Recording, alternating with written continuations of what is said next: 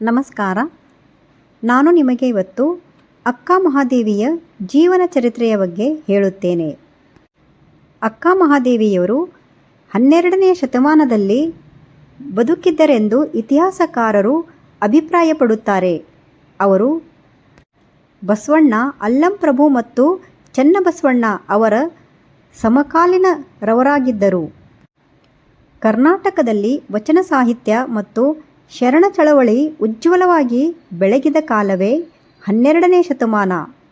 ಆ ಚಳವಳಿಯ ಪ್ರಮುಖ ಮಹಿಳಾ ಶರಣೆಯಾಗಿ ಅಕ್ಕ ಮಹಾದೇವಿಯವರು ಪ್ರಸಿದ್ಧರಾಗಿದ್ದರು. ಅವರ ವಚನಗಳು ಇಂದಿಗೂ ಕನ್ನಡ ಸಾಹಿತ್ಯದ ಅಮೂಲ್ಯ ಸಂಪತ್ತು ಆಗಿದೆ. ಅಕ್ಕ ಮಹಾದೇವಿಯ ಜನನ ಮತ್ತು ಬಾಲ್ಯ. ಅಕ್ಕ ಮಹಾದೇವಿಯವರು ಕರ್ನಾಟಕದ ಇಂದಿನ ಶಿವಮೊಗ್ಗ ಜಿಲ್ಲೆಯ ಸಮೀಪ ಇರುವ ಉಡುತಡಿ ಎಂಬ ಗ್ರಾಮದಲ್ಲಿ ಜನಿಸಿದ್ದರು ಎಂದು ಇತಿಹಾಸಕಾರರು ಹೇಳುತ್ತಾರೆ. ಅವರ ತಂದೆಯ ಹೆಸರು ನಿರ್ಮಲ ಶೆಟ್ಟಿ ಮತ್ತು ತಾಯಿಯ ಹೆಸರು ಸುಮತಿ. ಇಬ್ಬರು ಶಿವಭಕ್ತರಾಗಿದ್ದರು. ಬಾಲ್ಯದಿಂದಲೇ ಮಹಾದೇವಿಯವರು ಶಿವನ ಆರಾಧನೆಯಲ್ಲಿ ತೊಡಗಿಕೊಂಡಿದ್ದರು. ಅವರು ಇತರ ಮಕ್ಕಳಂತೆ ಆಟಗಳಲ್ಲಿ ಆಸಕ್ತಿ ತೋರದೆ ಸದಾ ದೇವರ ಧ್ಯಾನ ಮತ್ತು ಭಕ್ತಿಯಲ್ಲಿ ತಲ್ಲೀನರಾಗುತ್ತಿದ್ದರು. ಬಾಲ್ಯದಲ್ಲಿಯೇ ಅವರು ಶಿವನನ್ನು ತಮ್ಮ ಪತಿಯಾಗಿ ಭಾವಿಸಿದ್ದರು. ವಿಶೇಷವಾಗಿ ಚನ್ನಮಲ್ಲಿಕಾರ್ಜುನ ಸ್ವಾಮಿ ಅವರ ಮೇಲೆ ಅಪಾರ ಭಕ್ತಿ ಬೆಳೆಸಿಕೊಂಡಿದ್ದರು.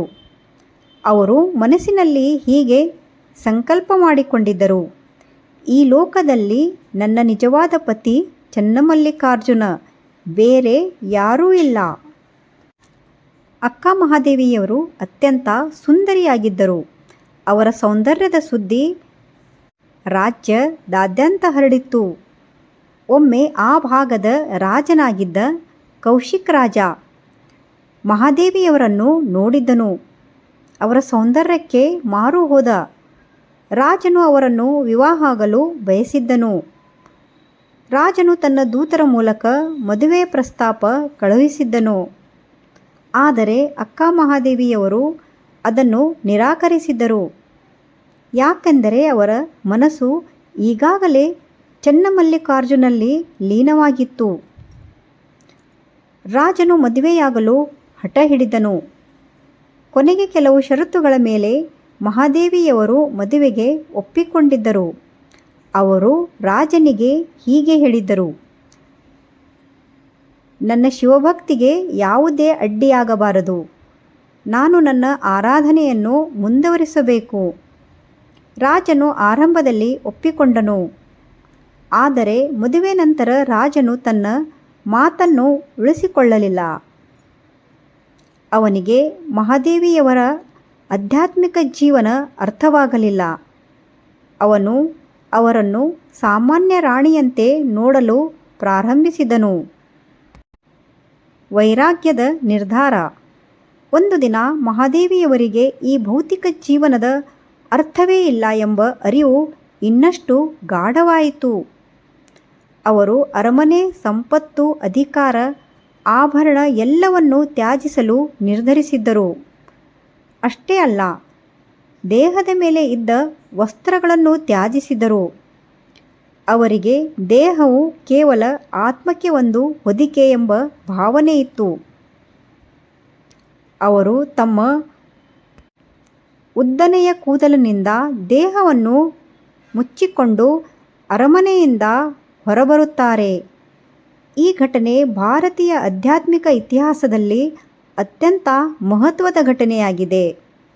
ಇದು ಲೋಕದ ಬಂಧನಗಳ ಮೇಲಿನ ಅವರ ಸಂಪೂರ್ಣ ವೈರಾಗ್ಯವನ್ನು ತೋರಿಸುತ್ತದೆ.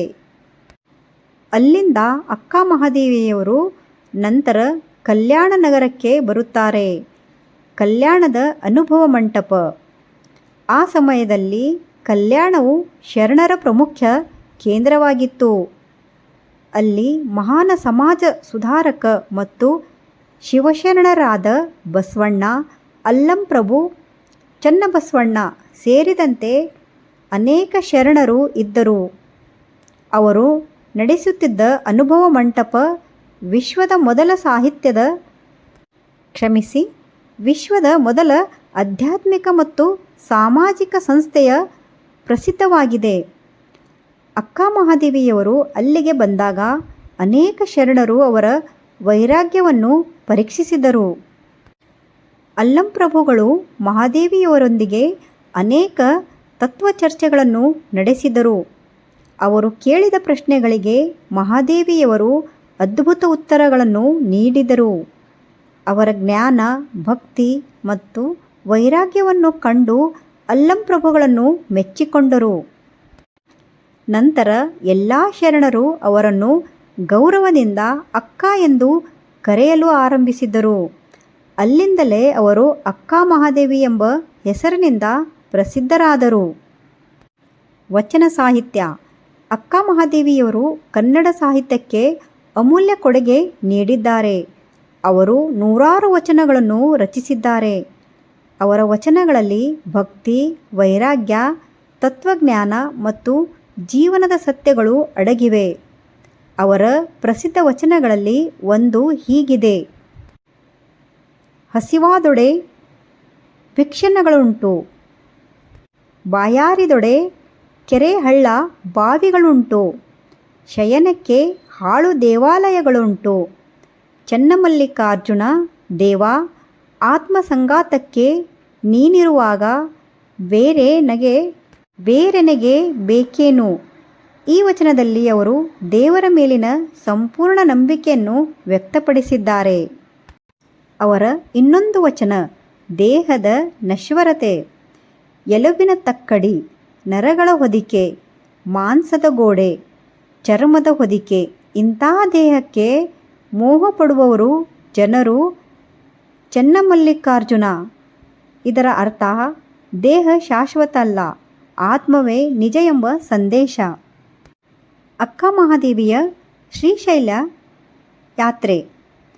ಕಲ್ಯಾಣದಿಂದ ನಂತರ ಅಕ್ಕ ಮಹಾದೇವಿಯವರು ಶ್ರೀಶೈಲಂ ಕ್ಷೇತ್ರಕ್ಕೆ ತೆರಳಿದರು. ಅಲ್ಲಿ ಚನ್ನಮಲ್ಲಿಕಾರ್ಜುನ ಸ್ವಾಮಿಯ ದರ್ಶನ ಪಡೆದು ತಪಸ್ಸಿನಲ್ಲಿ ತೊಡಗಿದ್ದರು. ಶ್ರೀಶೈಲದ ಕಾಡುಗಳಲ್ಲಿ ಅವರು ದೀರ್ಘಕಾಲ ಧ್ಯಾನ ಮತ್ತು ಯೋಗ ಸಾಧನೆ ನಡೆಸಿದರು. ಅವರ ಜೀವನದ ಅಂತಿಮ ಹಂತವು ಇದೇ ಪ್ರದೇಶದಲ್ಲಿ ಕಳೆದಿದೆ ಎಂದು ನಂಬಲಾಗಿದೆ. ಅಕ್ಕ ಮಹಾದೇವಿಯವರು ಕೊನೆಗೆ ಚನ್ನಮಲ್ಲಿಕಾರ್ಜುನಲ್ಲಿ ಐಕ್ಯರಾದರು ಎಂದು ಶರಣ ಪರಂಪರೆ ಹೇಳುತ್ತದೆ.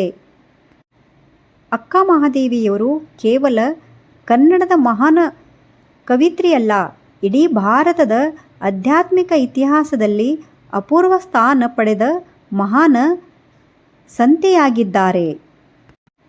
ರಾಜಮನೆತನದ ವೈಭವವನ್ನು ತ್ಯಜಿಸಿ ದೇವರ ಪ್ರೀತಿಗಾಗಿ ಜೀವನವನ್ನೇ ಅರ್ಪಿಸಿದ ಅವರ ಕಥೆ ಇಂದಿಗೂ ನಮಗೆ ಪ್ರೇರಣೆಯಾಗಿದೆ. ಅವರ ವಚನಗಳು ಇಂದಿಗೂ ಲಕ್ಷಾಂತರ ಭಕ್ತರ ಮನಸ್ಸಿಗೆ ಬೆಳಕು ನೀಡುತ್ತವೆ. ಧನ್ಯವಾದ. ಈ ವಿಡಿಯೋ ನಿಮಗೆ ಇಷ್ಟವಾದರೆ ಲೈಕ್ ಮಾಡಿ, ಶೇರ್ ಮಾಡಿ ಹಾಗೂ ಚಾನಲ್ಗೆ ಸಬ್ಸ್ಕ್ರೈಬ್ ಮಾಡಿ.